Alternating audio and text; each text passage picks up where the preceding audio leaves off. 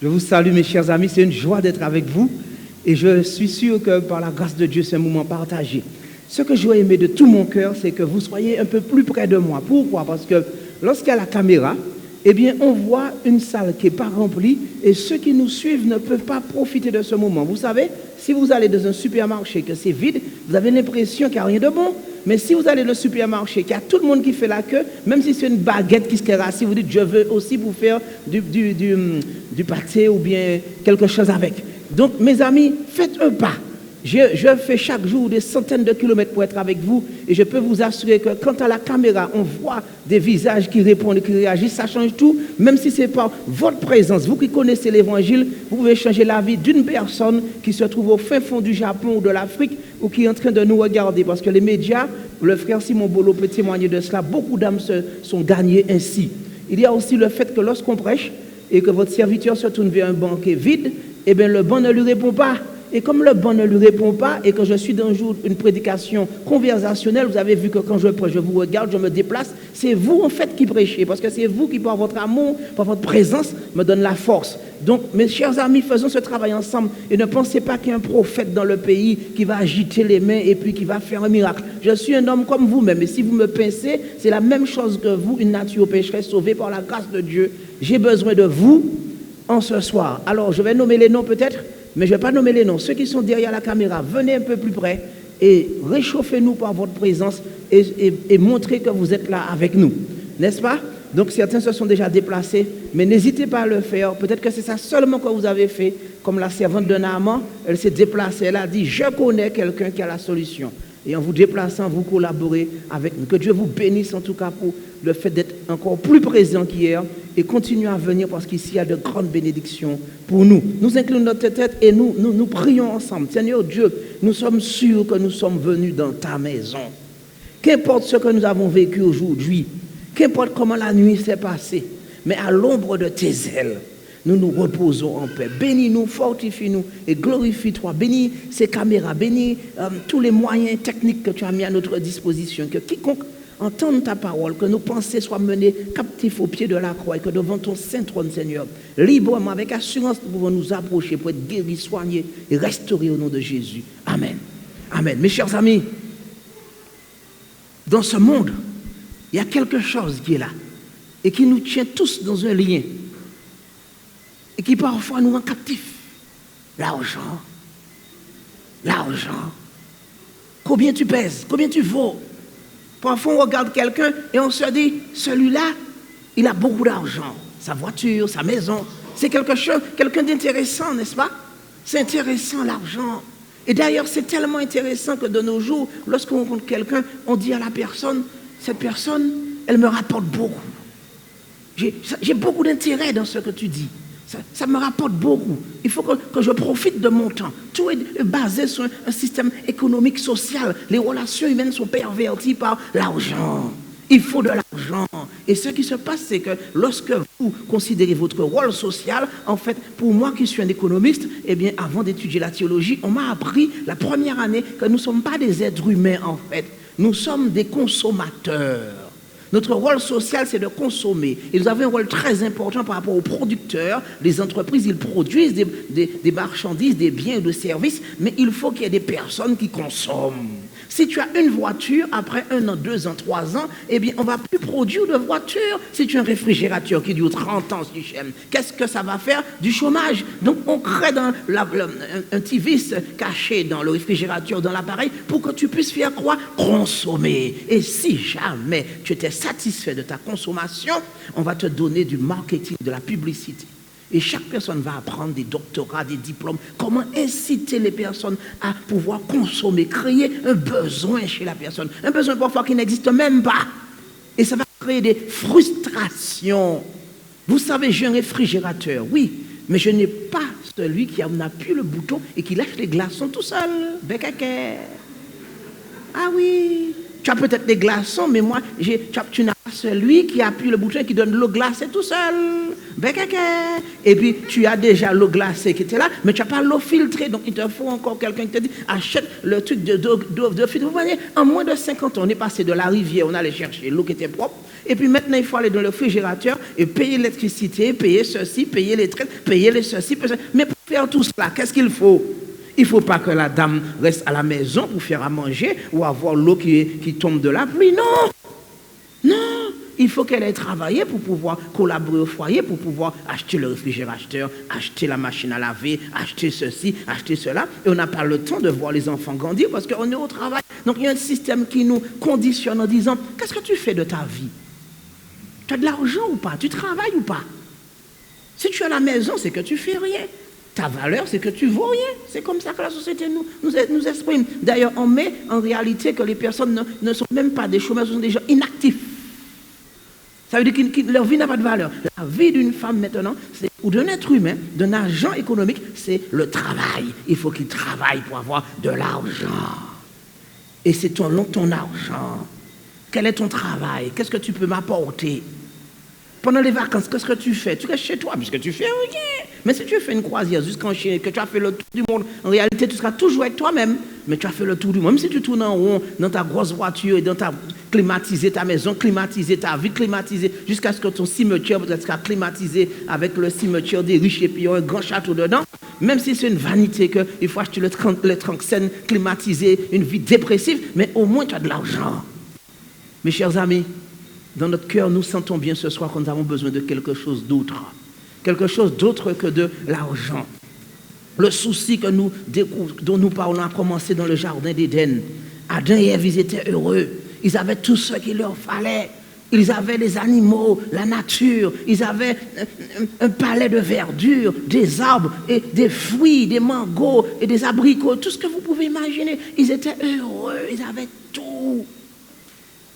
Aucun palais, aucun royaume ne peut posséder ce qu'ils avaient. Ils avaient par-dessus tout une nature parfaite. Et Dieu les avait mis là, dans le jardin d'Éden. Genèse 2, le verset 8. Dieu les avait rendus heureux. Ils pouvaient manger de tous les arbres portant des fruits. Genèse 1, le verset 29. Ils n'avaient pas à payer de loyer. Ils n'avaient pas à payer l'eau. Ils n'avaient pas à payer d'impôts. Ils n'avaient pas à payer de mettre des serrures pour fermer le soir. Ils n'avaient pas besoin de ces jours-ci. Il s'appelle la domotique, si je ne me trompe. Il y a tout un système informatique qui doit contrôler la maison. Parce que vous êtes parti, mais un voleur peut rentrer. On ne sait jamais. On crée un nouveau besoin parce qu'il faut créer de nouveaux emplois. Et à ce moment-là, on va mettre par les caméras à surveiller la maison. Sur ton portable, tu peux savoir exactement, peut-être que c'est ce que tu es en train de faire d'ailleurs. Si chez toi, on voit pas ta maison, on voit la Bible. Ah, mais si tu tournes cette option, peut-être qu'on voit chez toi, et si on ne va pas acheter un chien ou bien on ne va pas acheter un animal, non, on va avoir un appareil. Et là, je suis en train de... Mais je peux voir chez moi. Vous imaginez? Ça, c'est le progrès. Ils n'avaient pas besoin de ça, Adam et Ève. Adam et Ève, ils avaient besoin juste de la présence de Dieu. Comme la Bible qu'il est en train de lire, eh bien, ils avaient ce qu'il fallait. En plus, mes amis, ils n'avaient pas de frustration, les hommes. Les hommes. Adam et Ève n'avaient pas de frustration. Vous comprenez, les hommes? Il n'y avait pas j'ai mal à la tête. Il n'y avait pas je suis fatigué. Il n'y avait pas laisse-moi tranquille. Il n'y avait pas de bouffée de chaleur. Il n'y avait rien de ces choses-là. Parce que Dieu lui-même avait dit, Genèse 1, le verset 28, lisez les hommes. Il avait dit quoi? Genèse 1, verset 28, qu'est-ce que Dieu avait dit quand il a fait le... Quand je vous dis c'était un jardin d'Éden. Ah, qu'est-ce que Dieu avait dit? Les hommes lisaient ça, ou les femmes lisaient pour les hommes. Soyez féconds, multipliez. Je prends le temps de le dire parce que ce n'est pas une seule fois. Multipliez. Remplissez la terre et assujettissez-la. C'était un bonheur permanent. Adam et Ève passaient du temps à se réjouir l'un de l'autre. Quand on parlait de ce sujet, personne ne riait confus sous cap parce que c'était pas ça, c'était quelque chose de béni et Dieu avait l'intention de voir la famille terrestre être remplie. C'était pas des anges qui descendaient comme ça pour pouvoir parler à Ève et puis que Ève ait des enfants. Ils étaient heureux ensemble. Ils étaient tout nus. Et ils étaient heureux. Ils avaient les poissons, ils avaient les oiseaux, ils avaient les animaux, et il n'y avait pas de crainte, il n'y avait pas de problème. Ils pouvaient cultiver le jardin, le garder, être heureux. Genèse 1, le verset 28, et Genèse 2, le verset 15. Eh bien, mes amis, toute la terre appartient à Dieu. Proverbe, le psaume 24, le verset 1. La terre entière est à moi, dit le Seigneur. Mais il prend plaisir à donner. Parce que lorsqu'on aime, on donne. On peut donner sans aimer. Mais lorsqu'on aime, on donne. Et Dieu a pris plaisir à dire, la terre est à moi, mais je te nomme comme gérant. Je te nomme comme gestionnaire. Vous savez, vous avez un gestionnaire de votre compte. Mais l'argent, c'est à vous. Hein? Des fois, on oublie ça. Des fois, ils oublient que l'argent, c'est à vous et que c'est pas...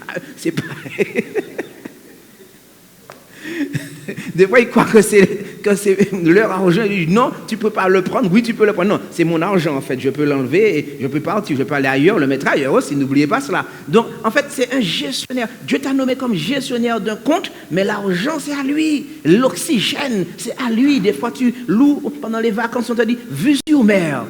Et tu payes la vue. Tu payes la vue. Mais qui est-ce qui a créé la vue? Et tu as une société qui te dit, tu n'as pas payé l'eau. Mais l'eau, c'est à qui? En fait, on est en train de payer le fait qu'il transporte l'eau chez toi. L'électricité, personne ne peut créer l'électricité, il n'y a aucun atome, ni faire des réactions entre eux. Mais on paye le fait qu'il transporte l'électricité chez toi, n'est-ce pas? Maintenant, mes amis, nous devons comprendre que Dieu avait fait tout cela pour nous. Il a donné tout et il nous a dit, tu es un gestionnaire. Mais n'oublie pas, tu n'es pas le propriétaire. Quand tu es sur terre, n'oublie pas que tu n'es pas le propriétaire. La terre ne t'appartient pas.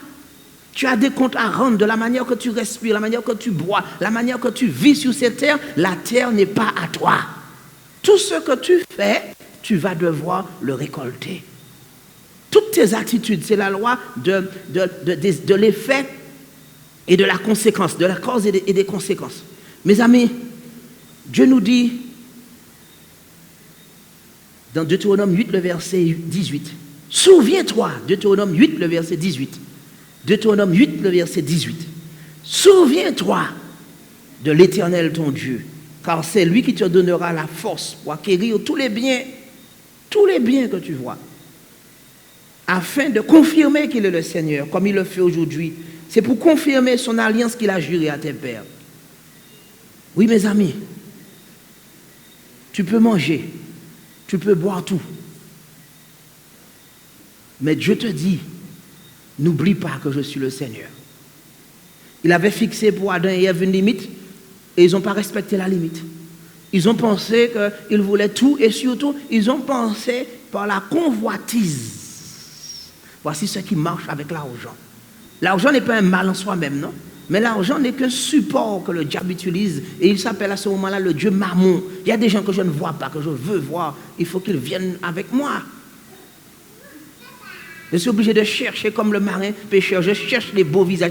Qui sont ces gens au radieux visage que par-delà les flots mugissants? Non, je mets plusieurs cantiques à la fois. Je suis obligé d'aller prêcher là, mais il y a un micro, il y a oh mon Dieu, il y a le haut-parleur, ça fait la scène. Alors mes amis, il faut qu'on soit ensemble, d'accord? Sinon je ne peux pas vous voir et je ne réalise même pas à qui je parle. Et c'est important que je vous voie. Mes chers amis, Dieu a mis pour nous tout ce qu'il fallait. Mais le diable utilise l'argent, les biens que nous pouvons avoir. Et il devient un Dieu qui nous dit, par ce moyen, tu auras la liberté. Par ce que tu possèdes, tu deviendras égal à Dieu. Ça s'appelle la matière qui devient divine. C'est le matérialisme. Le matérialisme n'est pas simplement le capitalisme. Le capitalisme, c'est une manière de croire que c'est la matière qui nous donne la liberté, les choses matérielles. Le capitalisme, c'est dire, je prends tout et tout est à moi et j'ai du profit. D'accord? Mais le communisme aussi, c'est la même chose, c'est du matérialisme. C'est-à-dire que dans ces deux façons de voir l'économie, Dieu n'est pas là. Je suis le centre. Et c'est dans ces deux cas-là, quelles que soient les pensées humaines, c'est mammon. J'existe parce que moi, vous avez vu, j'ai pas mammon, mais vous avez, je sais pas quel objet matériel qu'il faut prendre parce que j'aime pas mettre trop de choses matérielles sur moi. Mais vous avez vu la grosseur de ma montre? Si c'est une petite chinoise, on dira bon, il est pauvre. Mais si c'est une Rolex, c'est quelqu'un d'important quand même, non? Si c'est une Rolex. Et puis, on met beaucoup de marques. Vous savez, j'ai des lunettes, mais ce n'est pas des lunettes de basse gamme à 1 euro. J'ai des lunettes de Cartier. Ou j'ai des lunettes de... Je ne parle pas d'un Cartier populaire, hein, j'ai dit Cartier, la marque. J'ai des lunettes de grand prix.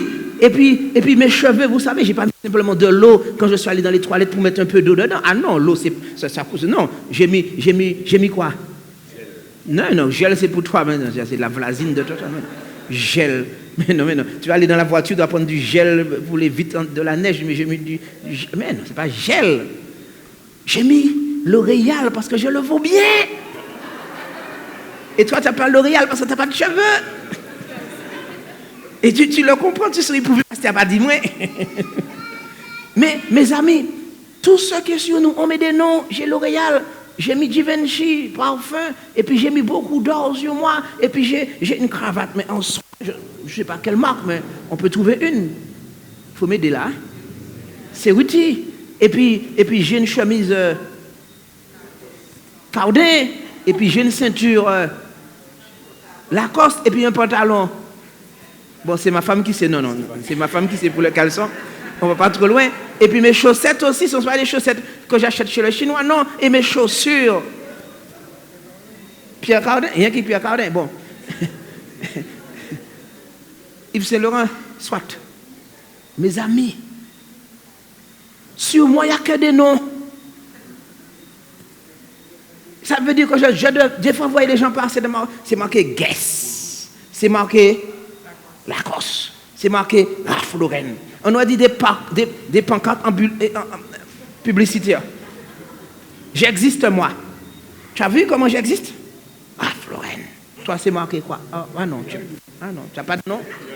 Tu n'as pas de nom, tu es dans rien. Tu es dans rien. Et toi, ok. Je cherche un nom. Ouais, mais bon, je ne vois pas de nom. Mais moi, j'ai guess. J'existe moi. On est devenu tellement vide que de la tête aux pieds, il faut qu'on ait un nom sur nous. Pour montrer qu'on a un nom. Comme si on n'a pas de nom. Comme si on n'est personne. Il faut le nom de quelqu'un. Il faut qu'on soit une pancarte publicitaire. Ça devient ridicule ce monde de matérialisme. Il faut exister toujours par procuration. Monsieur, madame, je viens chez vous pour acheter un nom. Vous ne vendez pas un petit nom pour moi, vous n'avez pas un nom. Je vous donne 15 euros. Ah non, ce nom-là, pour la Coste, il faut mettre 30 euros. Après, il faut mettre 90 euros. Et il faut un nom. Et là, je porte votre nom. C'est une crise d'identité. Le matérialisme, c'est un échec cuisant. Il y a des jeunes qui ont fait un morceau de musique, ils disaient, ils comblent nos souffrances psychologiques par des avancées technologiques. Je n'ai pas n'importe quel téléphone, moi j'ai un iPhone. Je n'écoute pas dans n'importe quoi, j'ai un iPad. J'ai un quoi? iPod, iPhone, iPad, ceci, cela. Mes amis, c'est une vraie catastrophe. Jésus nous a donné son nom. Et il a dit, la lumière est venue. Le livre de Jean, le chapitre 1. Plus que ce que l'or et l'argent de ce monde pourraient essayer de te donner. Plus qu'aucun système matérialiste pourrait venir. Il nous est dit, verset 12 de Jean 1. Jean 1, verset 12. Sans argent, sans or, sans rien. Sans que tu aies besoin de prendre le nom de quiconque. Qui que tu sois. Mais à tout. Ah, je suis le seul à lire dans la salle. Mais à tous ceux qui l'ont reçu, à ceux qui croient en son nom, elle a donné le pouvoir de devenir enfant de Dieu. Je ne suis pas n'importe qui. Je suis l'enfant de Dieu. Dans le ciel, il y a mon état civil, né de nouveau. J'ai un nom spécial que les anges seuls connaissent et que Dieu seul connaît. Mes amis, lesquels sont nés, non du sang, d'après mon père, ma mère, ou de la volonté de la chair. Tu peux faire un petit piston pour moi pour que je puisse avoir un poste, un grade, un niveau, d'après des êtres humains. Non, ce n'est pas d'après la volonté des hommes qui détermine qui tu es. Ce n'est pas ton argent, ni ta gloire, mais depuis d'après la volonté de Dieu. C'est Dieu qui dit, tu es mon enfant. Et c'est tout. Tout ce qu'on ajoute vient du diable. y compris toutes les marques qu'on a prononcées. Ce sont des choses inutiles pour déterminer ton identité. Tu es qui tu es. J'ai rencontré cet après-midi avec ma femme un homme qui était notre professeur lorsqu'on était en faculté d'économie. Il est maintenant âgé. Et j'ai parlé l'après-midi avec sa femme parce qu'on est en train d'acheter un produit. Et quand on sort du magasin de son épouse, elle me dit, mon mari est là devant la porte. Et quand on m'a dit le nom, je suis allé voir cet homme. Je lui ai dit, merci. Vous êtes parmi les plus grands hommes que j'ai rencontrés de ma vie. Il était docteur parce que bien sûr, il nous enseignait. Mais ce qu'on a le plus apprécié, ma femme et moi, c'est qu'il nous traitait comme des êtres humains, comme des personnes qui avaient de l'importance. Et lorsqu'on est venu vers lui, on lui a dit merci de ce que vous avez fait de nous, merci de nous avoir transmis tant d'amour et de valeur. Il nous a dit, c'est parce que j'avais des personnes de valeur devant moi, des personnes importantes à mes yeux. Il ne voyait pas le petit garçon qui arrivait sur le campus, peut-être même à pied ou en stop, qui venait d'un quartier populaire. Non, il ne voyait pas riche, pauvre. Il voyait des hommes et des femmes en devenir. Il ne voyait pas des jeunes qui ne sont pas capables de comprendre la gestion, l'économie. Il voyait des gens qui ont de l'importance. Il voyait la relève du pays. Il voyait des hommes qui voulaient former. Il voyait le meilleur en nous. Et j'étais très ému jusqu'à maintenant de l'avoir rencontré. Toujours égal à lui-même. Lorsqu'on lui fait un compliment, il dit non, c'est vous qui aviez de l'importance. C'est pour cela que j'ai investi en vous. Mes chers amis, il ne nous a pas donné d'argent et d'or, cet homme. Au contraire, lorsque pendant les examens, j'étais fatigué, de lui-même, il va acheter une petite boisson pour son étudiant, pour s'occuper de lui. Il faisait au-delà de ce qu'on lui demandait. J'ai oublié le nom des autres professeurs, mais je ne peux pas oublier celui-ci. Je ne vous le dirai pas lequel pour que vous ne fassiez pas la queue chez lui. Mais en une génération, pour ceux qui connaissent notre pays, ils sont sortis de personnes à Sainte-Thérèse qui avaient juste des pommes de terre et ils sont devenus les leaders de notre pays. Et que ce soit derrière un magasin ou sur un campus, ils sont restés toujours des hommes de valeur. Parce que ce n'était pas l'argent qui était la motivation, mais la capacité d'apporter de la valeur aux autres, parce qu'ils croyaient dans les autres. Mes chers amis, c'est ce qui s'est passé un jour, lorsque Jésus est allé sur cette terre et qu'il a décidé de venir vers nous. Et dans le livre de Marc, le chapitre 10, Jésus au verset 17, le chapitre 10 au verset 17, comme Jésus se mettait en chemin, un jeune homme a couru et se jetant à genoux devant lui, il lui dit, bon maître. Et Jésus lui dit, mais c'est Dieu qui est bon.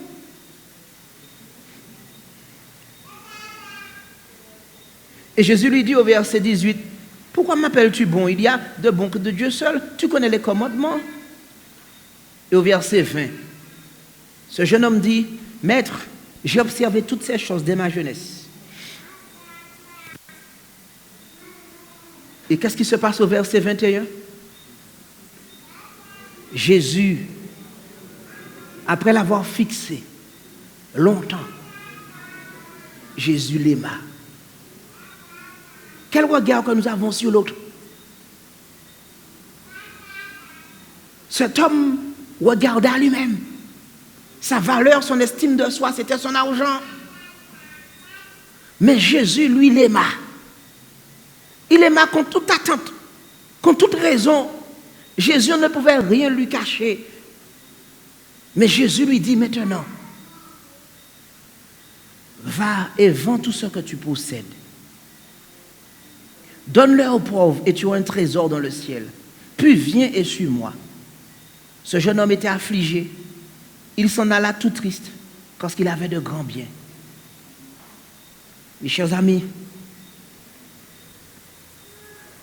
beaucoup croient qu'il faut quelque chose pour impressionner les autres. Un grand prédicateur, c'est celui qui va sauter, crier, monter sur la table, faire du cirque. On a l'impression des fois qu'on est dans un cirque avec un clown.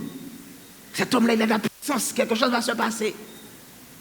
Des fois dans notre vie, le diable réussit à nous faire croire que si nous voulons que Dieu nous aime, il faut impressionner Dieu.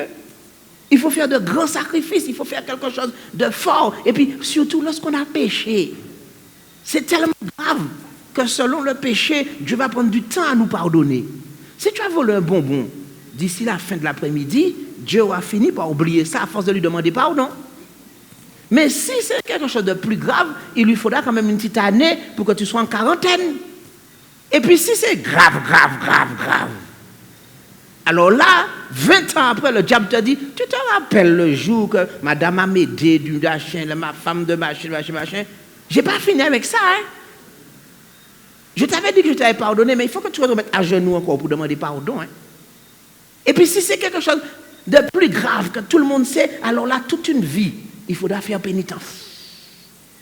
Et des fois, nous croyons que l'amour de Dieu pour nous est conditionné à notre amour au point que nous évaluons l'amour de Dieu par rapport au nôtre. Ça s'appelle de l'anthropomorphisme. On croit qu'on peut jouer avec Dieu, le tromper. Je t'aime, mais en même temps, à l'église. Non, Dieu est tout le temps là. Et il nous aime tout le temps. Dieu est comme un parent, je ne vous dis pas lequel, qui a quelques enfants quand même. Quand la nuit se fait, quand il entend juste un petit son, le parent se lève déjà. Même quand il n'y a pas de son, le parent passe et dit, est-ce qu'il dort bien, mon petit siweur? Est-ce qu'il n'y a pas un moustique qui est en train de l'embêter? Est-ce qu'il n'a pas soif? Est-ce qu'il n'a pas fait pipi au lit? Est-ce qu'il n'a pas un petit besoin? Quelque chose. Et le parent passe. Et quand le parent voit que tout est bien, le parent sourit, il dit, fiche qu'il est beau, hein? Il ressemble à son papa. Pas à sa maman, mais à son papa. Et Dieu est là. Et il est content de nous voir croître. Quand l'enfant a une couche culotte, c'est tout à fait normal si ça sent mauvais. Parce que l'enfant est en croissance. Et Dieu veut que nous puissions croître. Il ne dit pas de rester avec la couche culotte, mais il est normal pour nous, quand on commence à marcher à 1 an, à 9 mois, 1 an, des fois ça prend plus de temps de tomber. Mais il nous encourage pour dire, je suis là, je ne vais pas te donner la fessée encore parce que tu es tombé. Le diable dit, tu es chrétien, tu es adventiste, tu as fait ça, eh bien, tu mérites encore. Dieu n'est pas dans ce business-là. Dieu est dans l'amour. Il nous aime. Quel que soit ce que tu as fait, quel que soit ce qui peut se passer dans ta vie, Dieu a le même amour pour chacun de nous, à l'église, et ceux qui sont à Ducos en prison. Dieu n'est pas sur la loi. Dieu est sur l'authenticité. Dieu aime les hommes selon son cœur qui dit « J'ai péché contre toi, j'ai fait ce qui est mal à tes yeux, tu es juste quand tu me punis. Maman, quand tu me donnes la fessée, tu as raison, tu m'as bien éduqué, ce que tu dis est vrai. Je suis né avec une nature pécheresse et tu veux que la vérité règne dans mon cœur. » Mais le business du pécheur, dans l'église ou hors de l'église de Dieu, pas moi, je n'ai jamais fait ça, je ne connais pas ça, moi jamais, non, c'est... Dieu veut que nous puissions avoir un cœur repentant. Et Dieu a les bras tendus vers nous depuis 2000 ans. Et il dit, mon enfant, je t'attends. Je n'avais rien contre toi. C'est moi qui te prie. Je te supplie, viens à moi. Je te dis, tel que tu es, tu peux venir. Si tu dis, tel que je suis...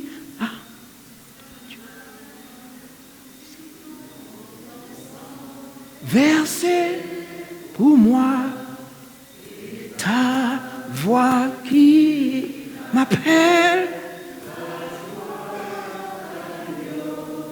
de Dieu, je viens.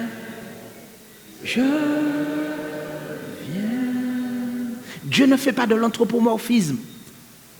Nous sommes souvent anthropomorphiques, nous sommes centrés sur nous-mêmes. L'estime que nous avons pour Dieu, c'est l'estime que nous avons pour nous-mêmes. Ah, si c'est moi, je n'allais pas pardonner ça. Si j'aime, mais Dieu n'est pas comme ça. Dieu nous aime tous de la même manière. Quel que soit ce qu'on a pu faire, quel que soit, même si c'était le larron sur la croix, criminel, bandit, malfaiteur, sorcier, qu'importe, pédophile, inceste, qu'importe, il n'y a pas de crime pour Dieu qu'il ne peut pas couvrir de son sang et guérir et sauver. Jésus a rencontré l'adultère et lui a dit, moi je te pardonne, je ne te condamne pas. Si quelqu'un te condamne, c'est son business, mais moi je ne te condamne pas. Quelqu'un qui reconnaît son péché est déjà pardonné par Dieu.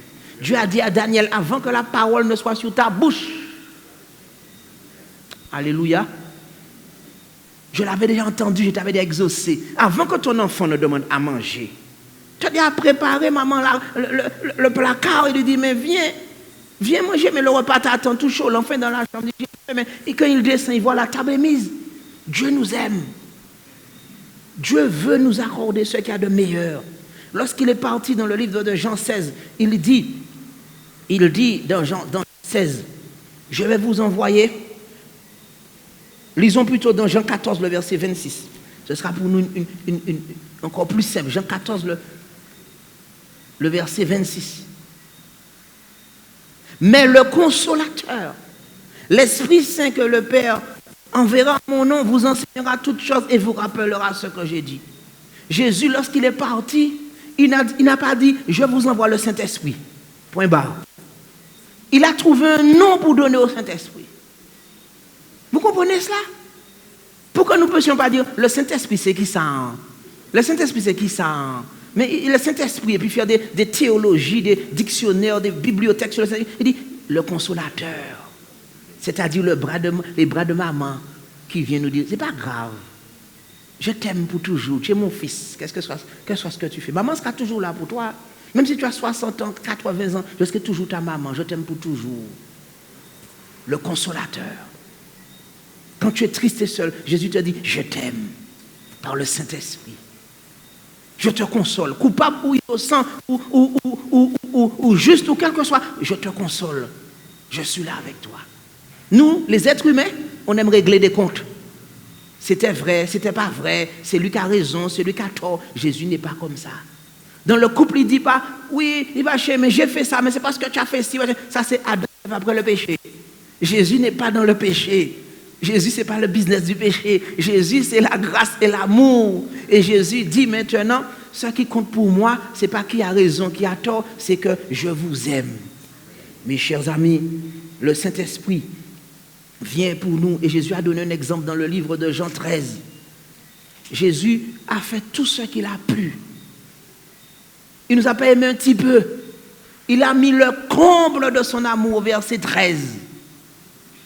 Ayant aimé les siens qui étaient dans le monde, il a mis le comble de son amour pour eux. Si le diable te dit que Jésus ne t'aime pas, dis-lui rien de moi, Satan, parce qu'il est écrit que Jésus a mis le comble de son amour. Ça veut dire qu'il a mis le maximum pour toi. Tu n'as pas besoin de nom. Tu n'as pas besoin de reconnaissance sociale. Tu n'as pas besoin que les autres te donnent de la valeur. Tu n'as pas besoin que les autres estiment que tu es au niveau. Tu n'as pas besoin de savoir ce que les autres pensent de toi. Jésus n'est pas dans les lois, les commandements. Jésus est dans la relation. Es-tu en relation avec Jésus-Christ? Parce que si tu aimes Jésus-Christ, tu vas obéir à ses commandements. Si tu fais ses commandements comme ce jeune homme riche, tu n'es pas obligé d'aimer Jésus. Et tu vas passer à côté. Mais si tu aimes Jésus, naturellement, tu es dans la lumière et toi-même tu vas briller. Oui, mes amis. Jésus dit, que tu crois ou non, je t'aime. En ce soir, c'est ce que Jésus te dit. Que tu crois ou non ce message, je t'aime. Que tu aies fait des erreurs ou pas.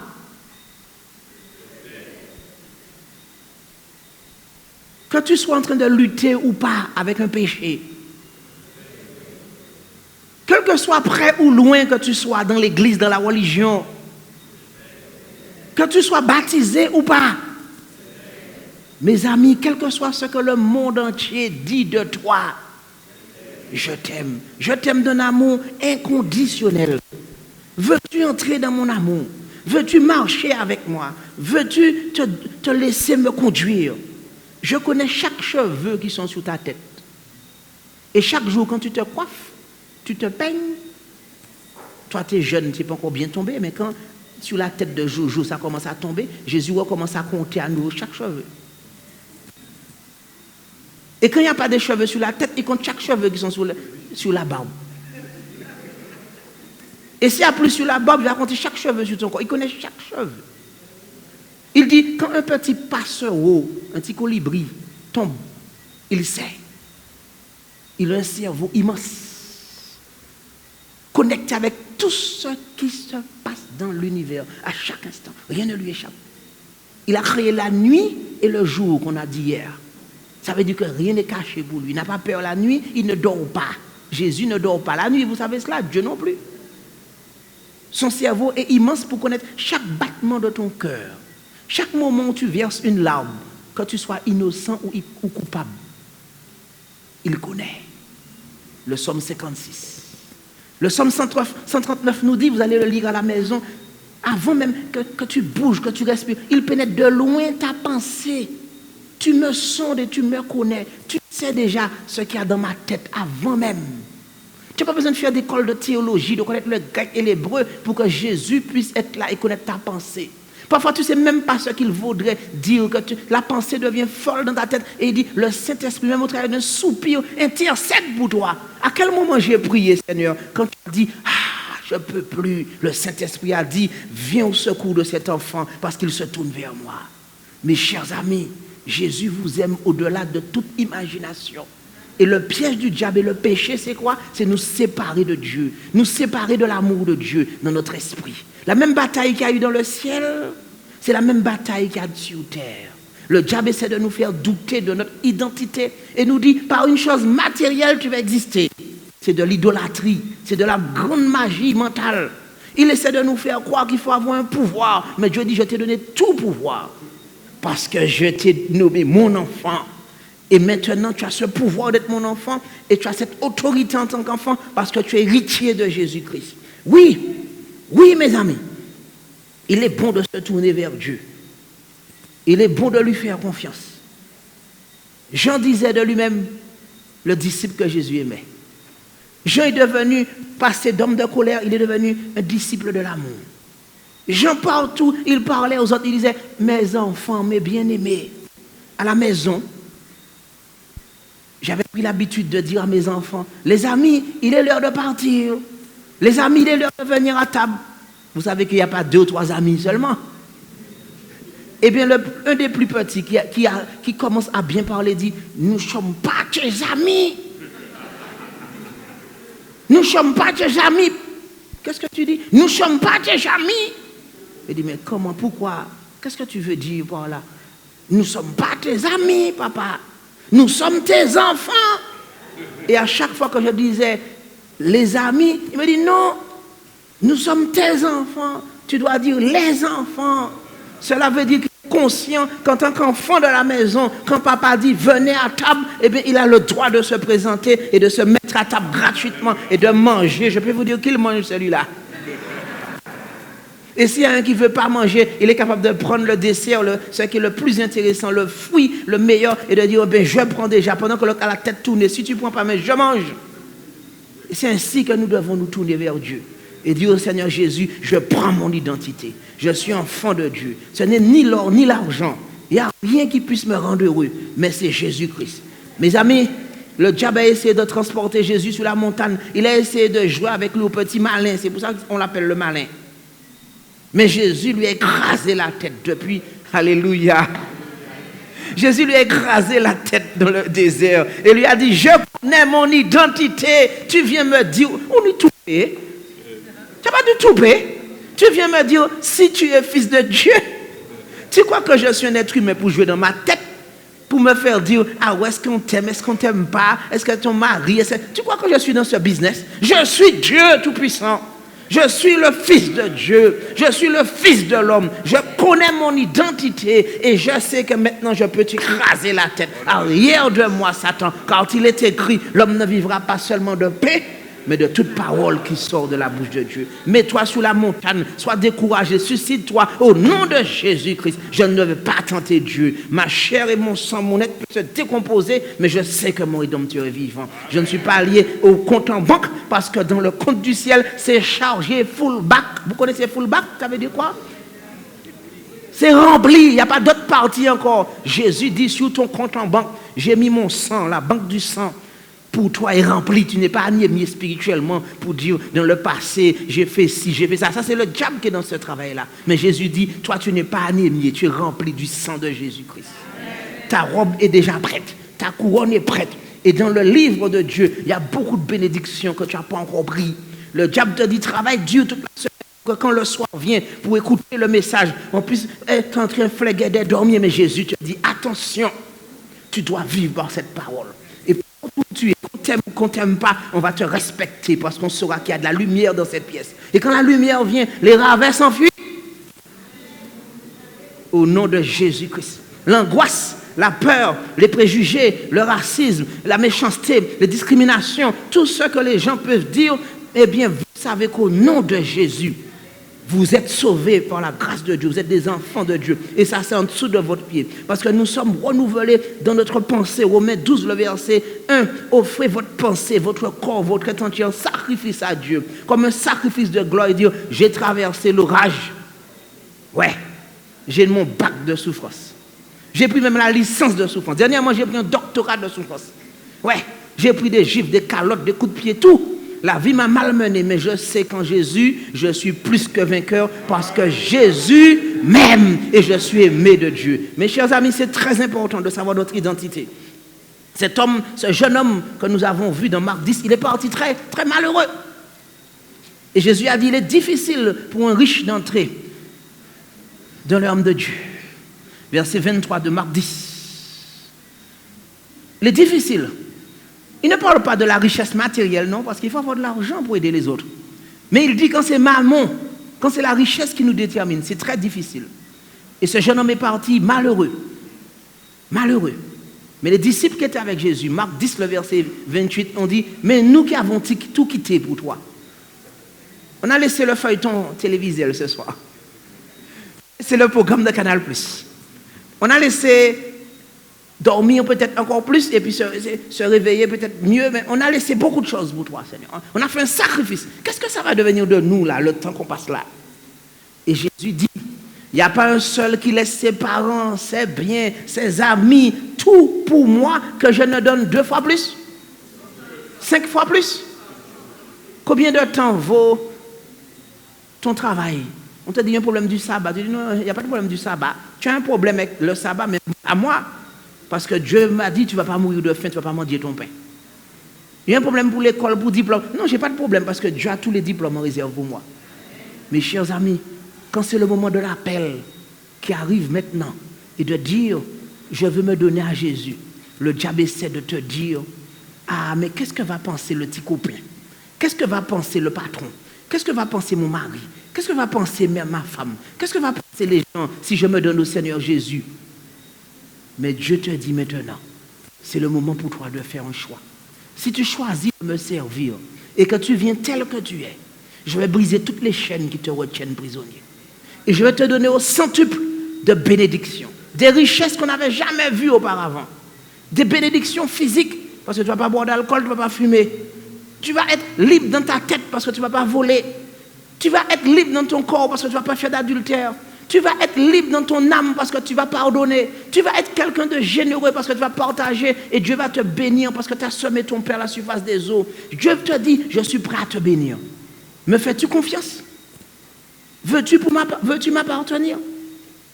Mes chers amis, Satan a pris une grosse défaite ce jour-là parce qu'il n'a pas pu jouer dans la tête de Dieu.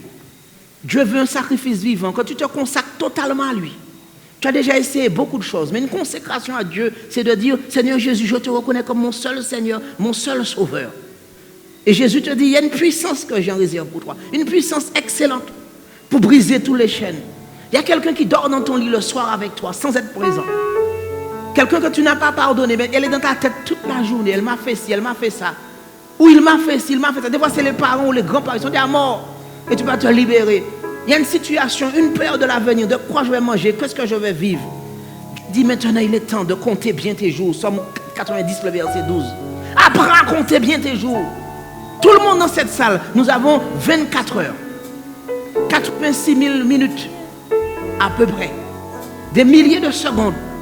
Chaque jour passe. Et Dieu te demandera compte de chaque instant que tu as passé. Est-ce que tu as tué son cerveau avec un feuilleton ou quelque chose? Ou est-ce que tu es allé à la vraie source?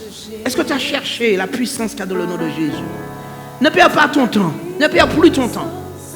Dieu t'a donné un jour du repos, le sabbat. Nous avons l'occasion de l'étudier. Viens, dit le Seigneur Jésus à cet homme riche. Il dit au jeune homme riche, viens, suis-moi. Viens, suis-moi. Je suis le chemin, la vérité et la vie. Et c'est maintenant que tu dois faire un choix. Soit tu suis la mode, soit tu suis tes idées, soit tu suis un homme, soit tu suis Bouddha, soit tu suis Mahomet, soit tu suis ton voisin, soit tu suis ton mari, soit tu suis la mode, soit tu suis une marque, soit tu suis quelque chose, ou tu suis la vérité et la vie. Bouddha est mort. Mahomet est mort. Ali Selassie est mort. Tous ces hommes n'ont pas pu régler aucun problème véritable. Ils ont amené plus de difficultés sur terre. Mais Jésus te dit, je suis le seul qui est mort d'amour pour toi. J'ai donné ma vie pour toi. J'ai donné mon sang pour toi. Est-ce qu'un des hommes qu'on a nommé pourrait donner sa vie pour toi, mourir pour toi et te transmettre la vie? S'il te transmet quelque chose, c'est le sida avec leur sang. Mais il va te donner la vie. C'est moi seul par mon sang qui te donne la vie. Ne voudrais-tu pas venir aujourd'hui à moi? Jésus te dit, ni l'argent ni l'or ne peut te sauver. Il n'y a rien que tu aies sur terre que tu n'aies reçu. Le souffle que tu respires aujourd'hui dans tes narines, peut-être que c'est un sujet de gloire, mais n'oublie pas que c'est moi qui ai créé l'oxygène. Tu dis, je vais amasser, j'ai un grenier à faire, j'ai des travaux à faire, je dois faire ci, je dois traverser, je dois voyager. Mais cet homme qui avait dit ça, la nuit même, son âme lui fit demander. Les heures qui passaient, un cadeau dont Dieu t'a donné comme gestionnaire, il te demandera compte de chaque seconde, chaque instant, chaque occasion favorable qu'il t'a donnée. C'est maintenant que Jésus t'appelle. Jésus te dit, il y a quelque chose qui te préoccupe. Tu as compris que l'argent ne peut pas te sauver. Chacun de nous, un jour, l'horloge va s'arrêter. Et dans la vie, un moment, nous serons face à la mort. Demain, nous allons parler de cela. Est-ce que Jésus est capable de faire face à la mort? Est-ce qu'il est capable de vaincre la mort? Comment Jésus-Christ réagit-il face à la mort? Peut-être qu'il y a quelqu'un dans votre famille qui est morte, une personne est morte et vous êtes triste, découragé, désemparé. Est-ce que Jésus a une réponse pour cela? Peut-être que le médecin a dit qu'il y a peu de temps à vivre. Venez demain, vous aurez des réponses claires d'un Jésus qui vous aime. Parce qu'il a le pouvoir de briser les chaînes. Brisez les chaînes, brisez les chaînes, brisez les chaînes. Il y a puissance dans le nom de Jésus. Il y a puissance dans le nom de Jésus. Il y a puissance dans le nom de Jésus. Il y a puissance dans le nom de Jésus. Brisez les chaînes, brisez les chaînes, brisez les chaînes. Brisez les chaînes, brisez les chaînes, brisez.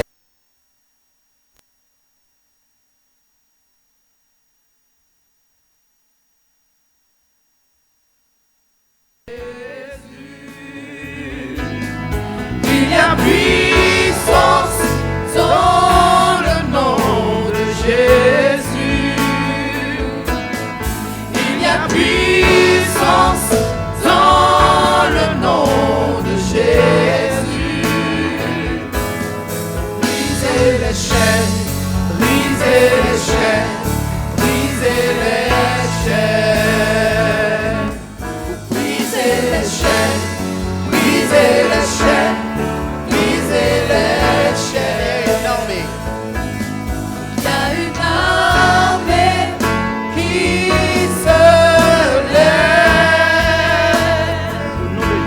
Il y a une armée qui se lève. Il y a une armée qui se lève. Brisez les chaînes, brisez les chaînes, brisez les chaînes. Brisez les chaînes, brisez les chaînes.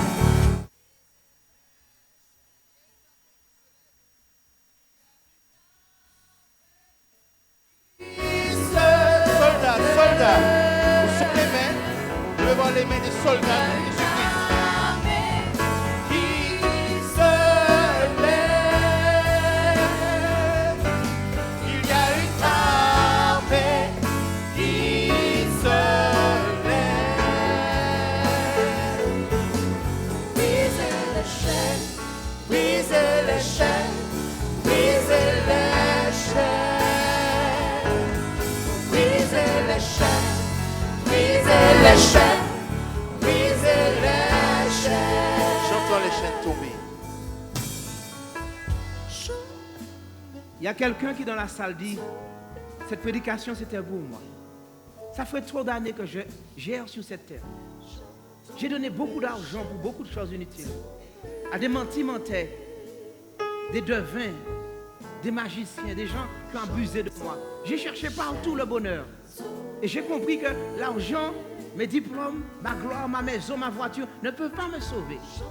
J'ai besoin de quelqu'un qui m'aime et qui donne un sens à ma vie. Il y a quelqu'un qui se dit, comme ce jeune homme, j'ai fait tout, j'ai donné tout. Mais Jésus dit, est-ce que tu m'as donné ce qui est à moi? Vous me trompez, les offrandes, vous avez oublié de m'honorer. Vous donnez beaucoup d'argent pour vos vacances. Et quand il faut vous occuper de ma maison, qu'avez-vous fait de moi?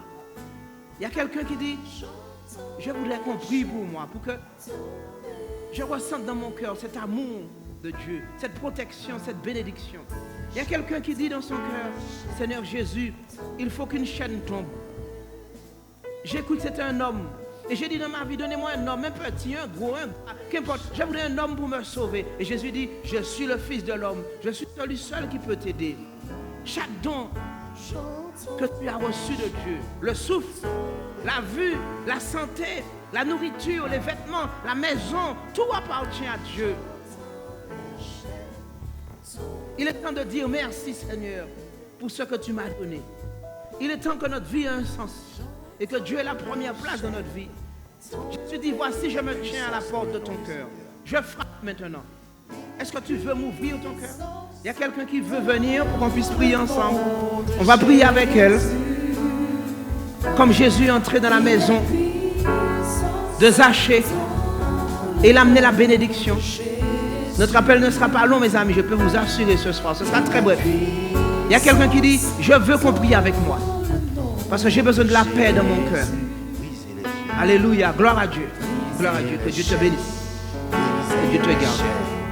Voilà avec toi à chaque instant. Ne crains rien. Jésus t'aime. Il y a quelqu'un qui veut se tenir à sa droite pour lui dire, je suis là avec toi et je vais prier pour toi. Je n'oublie pas que dans la famille de Dieu, tu n'es pas seul. Il y a quelqu'un qui dit, je voudrais vos départs dans ma vie. Je veux ressentir cette puissance. Il y a de la puissance dans le nom de Jésus pour libérer les captifs. Et Jésus a dit, l'Esprit du Seigneur est sur moi parce qu'il m'a envoyé pour annoncer la liberté aux captifs. Et de la puissance dans le nom de Jésus.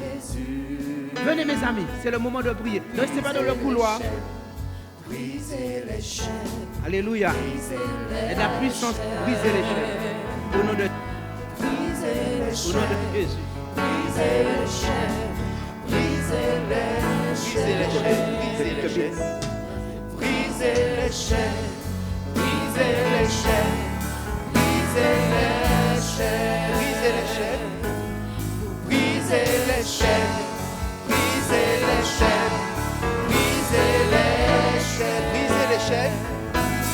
Brisez les chaînes. Brisez les chaînes. Brisez les chaînes. Brisez les chaînes. Brisez les chaînes. Brisez les chaînes. Brisez les chaînes. Il y a une armée qui se lève. Il y a une armée qui se lève. Il y a une armée qui se lève. Il y a une armée qui se lève. Brisez les chaînes. Brisez les chaînes, brisez les chaînes, brisez les chaînes, brisez les chaînes, brisez les chaînes, Brisez les chaînes. brisez les chaînes, brisez les chaînes, brisez les chaînes, Brisez les chaînes. brisez les chaînes, brisez les chaînes, brisez les chaînes. Brisez les chaînes. Vous brisez les chaînes, brisez les chaînes, brisez les chaînes, Brisez les chaînes. brisez les chaînes, brisez les chaînes,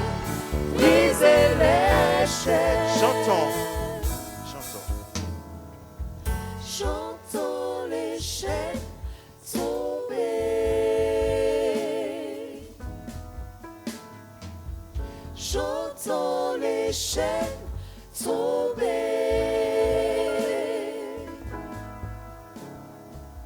J'entends les chaînes tomber.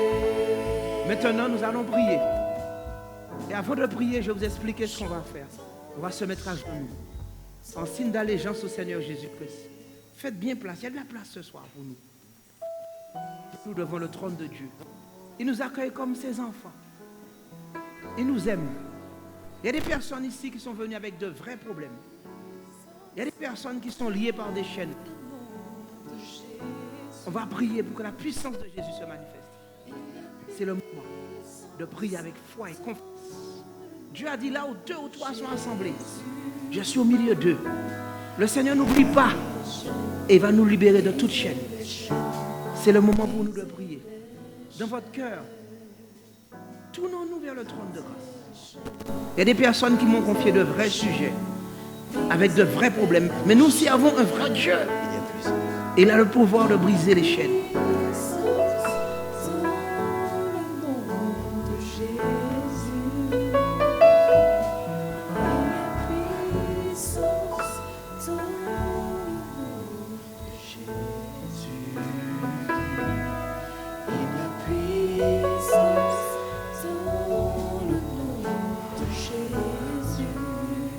Seigneur Dieu Tout-Puissant, Maître du ciel et de la terre, en vertu de ta mission que tu nous as donnée, tu as dit d'aller par tout le monde et de prêcher l'évangile.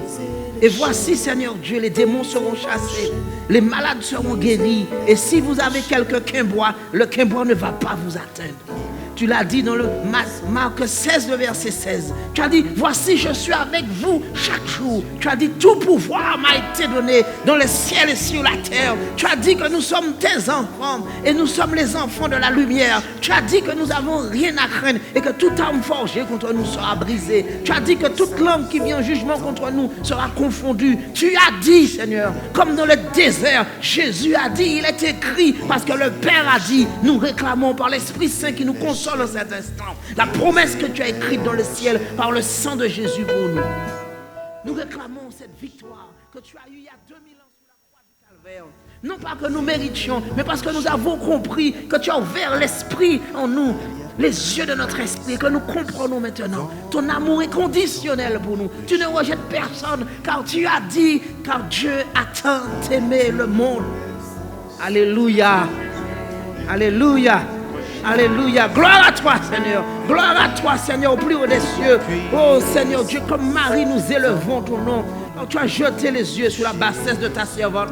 Tu as élevé les humbles et ceux qui se sont reconnus comme coupables. Tu les as justifiés devant ton trône et tu nous as fait grâce. Merci, Seigneur. Nous ne regardons plus nos vies comme les autres regardent. Qu'importe ce qu'on pense de nous, toi, tu nous dis, alléluia, celui-ci est mon fils bien-aimé, en qui j'ai mis toute mon affection. Tu as mis le comble de ton amour en donnant ton sang pour nous, afin que nous soyons libérés et que toute chaîne soit brisée. Et maintenant, au nom de Jésus, tu as donné ta vie afin que quiconque croit en toi ne périsse point, mais ait la vie éternelle. Seigneur Dieu, il y a quiconque qui t'invoque et qui crie vers toi du bout de la terre. Nous invoquons ton nom du bout de l'univers, du bout de cette terre, du bout de ce monde, de l'Amérique, en Martinique, ici, Seigneur, dans ton sanctuaire. Comme Jacob a crié et a dit, assurément ici c'est la maison de l'Éternel. Entends notre prière. Donne-nous la victoire maintenant. Brise les chaînes de la rancune, les chaînes de l'amertume, les chaînes de la peur, les chaînes de l'iniquité, les chaînes de la chair, les chaînes qui nous tiennent captifs. Il y a quelqu'un qui est venu ici, Seigneur, parce que son enfant est captif de cet occulte. Personne n'est venu pour avoir une délivrance aujourd'hui. Seigneur, le diable t'a lancé ce défi, mais tu l'as déjà vaincu il y a 2000 ans.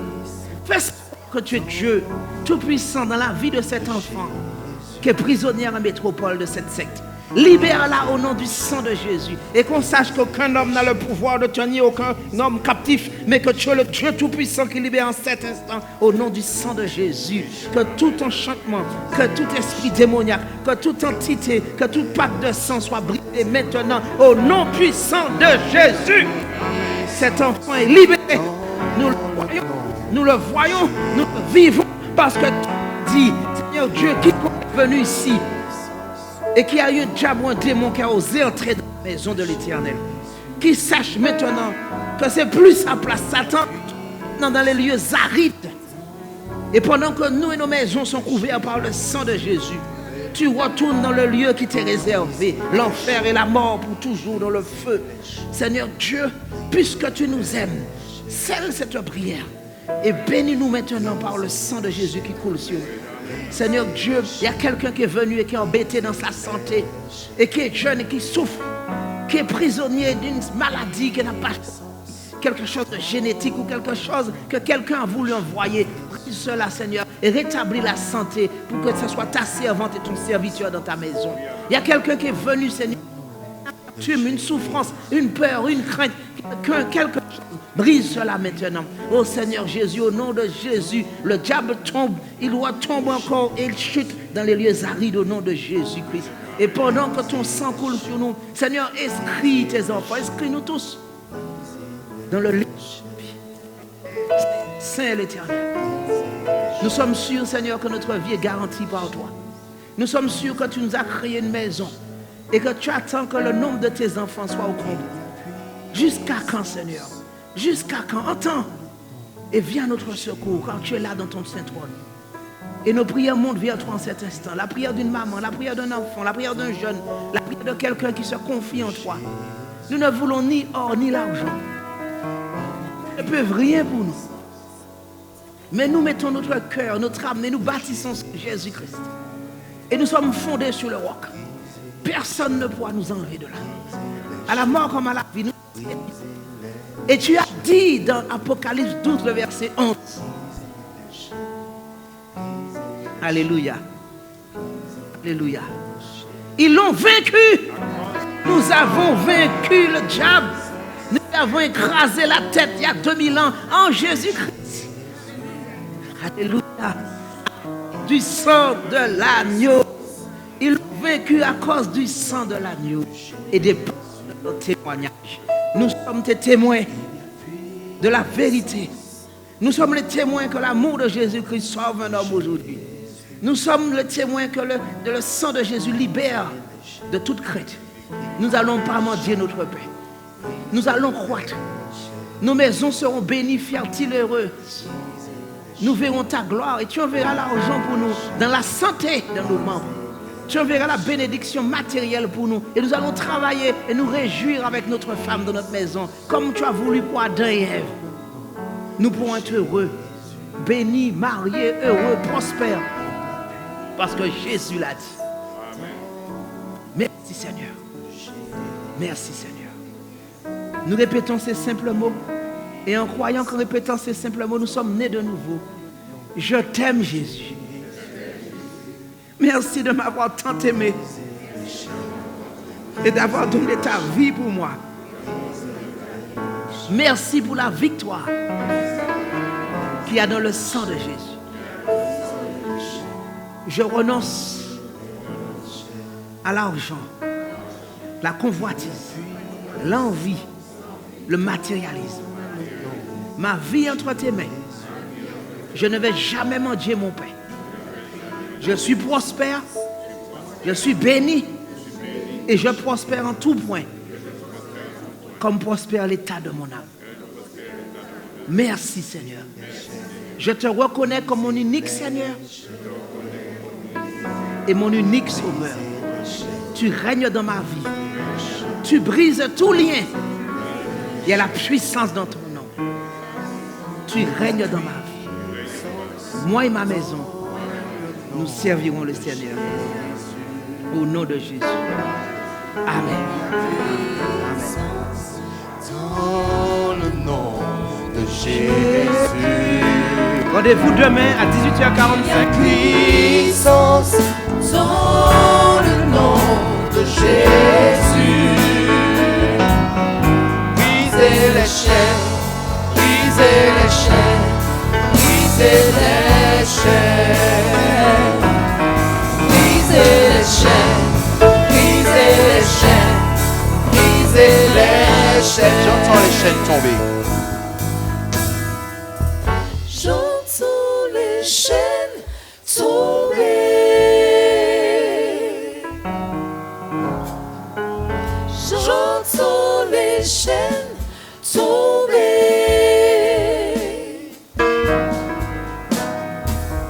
J'entends les chaînes tomber. J'entends les chaînes tomber. J'entends les chaînes tomber. J'entends les chaînes tomber. J'entends les chaînes tomber.